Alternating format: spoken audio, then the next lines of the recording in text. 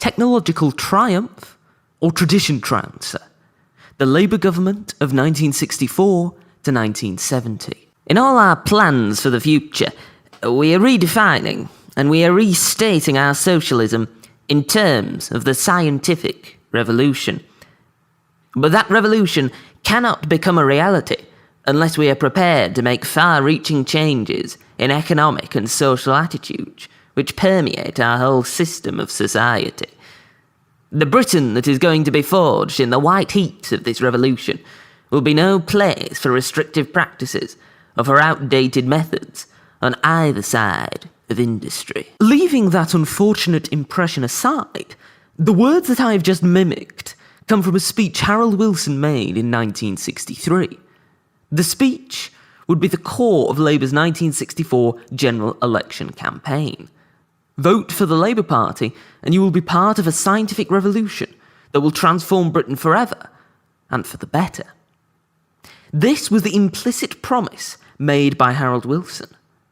But was it one that was truly carried out? Technology by the 1960s had already begun to change Britain and the world.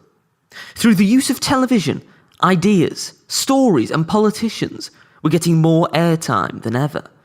In America, John F. Kennedy had won an election through this new and exciting medium. Yet whilst the drive for new consumer goods had ensured that the Conservatives had retained power during the 1950s, the failure to advance industry to modern standards demonstrated how out of step they were with the future. This was highlighted by the tragedy at Aberfan, which occurred due to a failure to modernise. By placing the emphasis on this, Wilson set the agenda for the next decade of political discourse. Out with the ineffective and costly railways, in with new and innovative rail transport.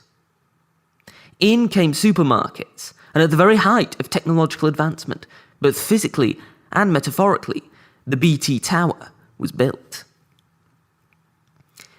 Yet do we remember Wilson's longest period in government as the turning point in society for technology, or for a change in societal norms? I think it is the latter. As impressive as Wilson's and Labour's commitment to technological change were, great swathes of British industry lay in the past for decades after he left government. Rather, it was the socially progressive policies that his government implemented that did the most to change Britain.